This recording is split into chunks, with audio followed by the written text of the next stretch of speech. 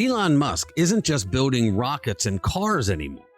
He's reshaping global politics, from challenging George Soros to shaking up political norms in the US, the UK, and beyond. Musk is rewriting the rules of power. And we're going to take a look at what Musk's plans are and answer the question, is this the rise of populist politics or a new kind of revolution? If you are a freedom-loving American who has been waiting for the golden age of populist nationalism, where the rich and powerful elites no longer factor into how you can run your life, you are not going to want to miss it. Let's get into it. Hey guys, welcome back to the channel. Look, if you haven't already, become a subscriber to the channel, hit that notification bell and smack that like button, because it does help us with the algorithm so we can get our message out to more people. Plus, you will never miss a new video when it gets posted. All right, let's jump into it. Elon Musk, billionaire inventor, rocket launcher, and occasional meme king, is officially adding political disruptor to his ever-growing resume. Why settle for colonizing Mars when you can take a stab at reshaping the Democratic Party by eliminating radical woke progressives and rhinos from the Republican wing of the Democratic Party, and on top of that, reshape global politics while you're at it?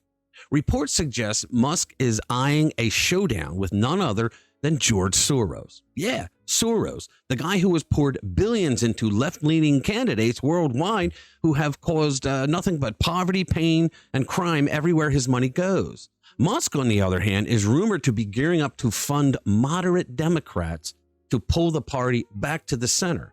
Now imagine the Democratic Party with balance. Well, that would shock the hell out of me. How about you? Now, before you get upset thinking Elon is actually helping the Democrats to help them rule again, trust me, that's not what's going on here. Now, I have a friend who is a Republican strategist in Georgia. Years ago, Congresswoman Cynthia McKinney, a Democrat, was a real rabble-rouser and a loudmouth. So much so that the Democrats wanted to get rid of her, but she was powerful because she had already done 6 terms and she represented a district that liked loudmouth rabble-rousers.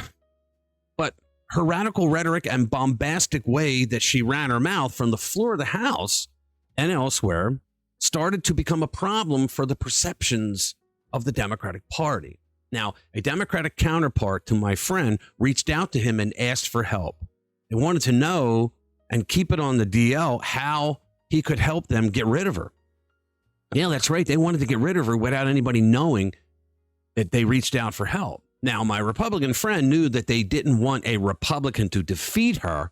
And believe me, in her district, no Republican would ever win. So my friend advised this Democrat to bring in an attractive African-American female moderate Democrat who would appeal to the community with a populist agenda. And guess what? It worked. Now, that is what Musk is doing. He is working to get rid of the radical woke Marxist progressive Democrats with sensible, moderate Democrat candidates who will use the coming populism to cut the cancer out of that party.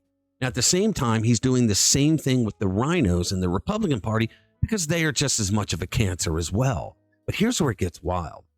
This strategy might actually work. Last November, Soros-backed candidates lost in over half of the top district attorney races. Take Los Angeles, for example. Liberal candidates usually win there by simply showing up. Hell, they could even make a phone call or an email and they would win. But independent Nathan Hochman crushed George Gascon, the radical woke progressive incumbent, by 23 points. Now imagine what happens when Musk starts throwing his billions and his X platform into the mix. And the Democrats can't complain and gripe when Musk starts sending those checks out to candidates who would be willing to work in the America First coalition because they're serious about making this country work for the people again. They've had George Soros, the Tides Foundation, the Ford Foundation, the Joyce Foundation, and a boatload of other left-wing organizations that take money from liberal billionaire donors for every cause under the sun. This is where all the activist groups get their money. This is allegedly how pallets of bricks showed up during the St. George Floyd riots over the summer of 2020. So for Elon Musk to donate part of his billions to help bring this country back from the brink of extinction and failure, the only proper response to the Democrat complaints is kiss my ass. And if you think Musk is stopping with U.S. politics, think again. He's reportedly looking across the pond at Nigel Farage's Reform UK party. Yeah, the same Reform UK that's picking up election wins while Britain's traditional parties flounder. The question is, will Musk's involvement be the thing that forces Tories and Labour to actually wake the hell up? Stay tuned for that. Meanwhile, in Germany, Musk has expressed support for Alternative for Deutschland, or AfD, a populist party that's shaking the very foundation of German politics. AfD is like Germany's MAGA movement minus the red hats, but just as disruptive for the socialists. They're now the second most popular party in Germany, and in eastern regions, they've already taken over. Here's the thing. Germany's mainstream parties are so terrified of AfD's rise that they're actually considering banning the party altogether. Now, nothing screams defender of democracy quite like outlawing your competition, right? And if you think the lefties over across the pond wouldn't do something like that, just remember that we had Democrats here in the States that tried to have Trump removed from their state ballots for the 2024 election based on a flawed argument of the insurrection clause in the 14th Amendment. In other words, radical Marxists act like radical Marxists no matter where their base of operations is at any given time. This all boils down to a larger trend, guys. Populism versus the establishment, and it looks like the establishment is dying the way disco did. Musk seems to be betting on the people versus elites dynamic becoming the new normal. In other words, it will no longer be Democrat versus Republican, liberal versus conservative. It will be the people versus the elites.